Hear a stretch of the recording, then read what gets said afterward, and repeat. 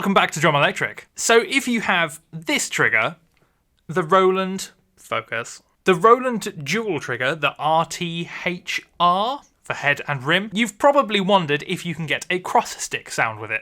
And sadly, at the moment, the answer is no, or at least until I've figured out a way to do it. So the way that I get a cross stick sound with triggers is by putting a snare trigger on like this, and then using the Roland BT-1. So this trigger is a bar trigger. You may have seen it around either in these videos or other drummers play them. This either sits on a stand in front of something, or very helpfully, it actually sits on the rim of a drum. So what we're going to do, we're going to attach this to the snare drum with this trigger. We're going to get a snare sound and a cross stick sound, and we're going to get cross stick using only triggers. So for this, I'll be using the Roland SPD-SX to trigger the sounds, the Roland RT-HR, which is the head and rim one, but you can just use the single one, the Roland RT-30H, the Roland BT-1 trigger, a splitter cable to split both those triggers into the SPD-SX, and then the samples. So that's pretty much it, that's all you'll need. Again, we'll be using this on the snare drum. For me, as you can see behind me, I'll be using that kit, and that is an acoustic snare. So I'll be triggering on an acoustic snare drum with an acoustic snare drum head,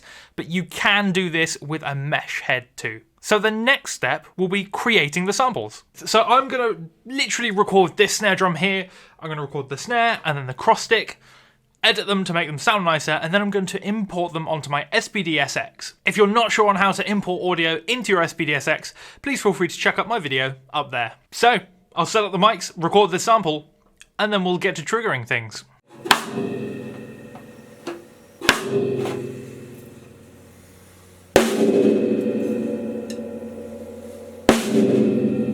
So now that we've created the samples, we've recorded them, we've loaded them onto the SPD-SX, now it's a really simple case of putting the triggers onto the snare drum where it's comfy and where it's not going to hit anything else. So for me, I'm going to be placing the RT-30HR, so that's the little dual trigger. I'm going to put it just underneath my hi-hats here because I know that I'm not going to hit that with a stick or anything like that. Now the BT-1 trigger completely depends on you and where you find it comfortable. For this, play a cross stick naturally and just see where your stick lands. For me, that's pretty much right in line with where the middle of the toms are. And I'm going to find the closest lug to it so then I can attach that BT-1 trigger to that lug. This will obviously depend on where you find things comfiest and what works best for you. So have an experiment, see what works well, and go from there. And then wherever you put the SPD-SX is completely up to you, as long as the cables reach. For me, I'm going to be putting it right here next to the hi-hats. So now that I've got the triggers on the kit, or at least I will have the triggers on the kit in a second, this is the last piece of the puzzle for setting this up. So the last step in this, and arguably one of the most important, is adjusting the threshold and sensitivity of both of the triggers. So like when you're hitting the snare drum normally, you're not accidentally triggering the cross stick, and then vice versa. So when you're playing the cross stick, you don't accidentally trigger the main one. Now you'll probably need to adjust this mostly on the BT-1 trigger that I found, because when you're playing the cross stick, usually the back of the stick might hit the rim and trigger the trigger, or you just hit a bit hard. So adjust it accordingly, but don't be afraid to get stuck into it. So I've got the SPD-SX set up just outside of camera, but what you want to do to adjust this is head into menu, go down to setup, and then pad sensitivity, pad sense, the second option down. Hit enter on all of those and you get this wonderful little screen. So up on the top right, it shows you which pad you're adjusting. So in this case, it's pad 1. You can change that by using the arrow keys if you want to. And then you've got pad sensitivity, which is currently on 8, and then the threshold underneath, which is 2. There is the velocity curve, which I won't get into in this video, but if you want to mess around with that, then feel free. For me, if the BT-1 is triggering just a little bit too hard, then I take the sensitivity down, and then vice versa. If it's not quite triggering when I want it to, I'll lob the sensitivity up. There's a beautiful match between the sensitivity and threshold that you will find, and it completely depends on your playing.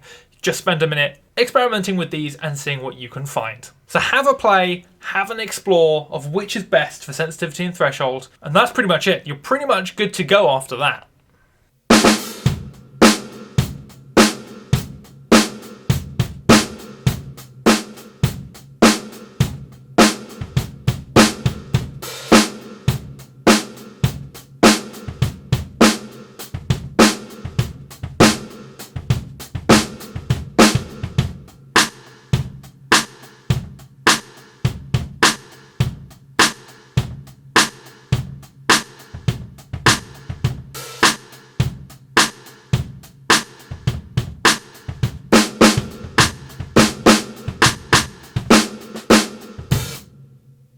And that's it. So that's how we're going to get a cross-stick sound triggered with triggers on the snare drum. It does come in really handy, and the good thing is that the BT-1 doesn't get in the way of anything, where some other triggers do. Now, I'm still trying to find if there is a way to do this with the RT-HR, the dual trigger, so we don't have to use multiple triggers.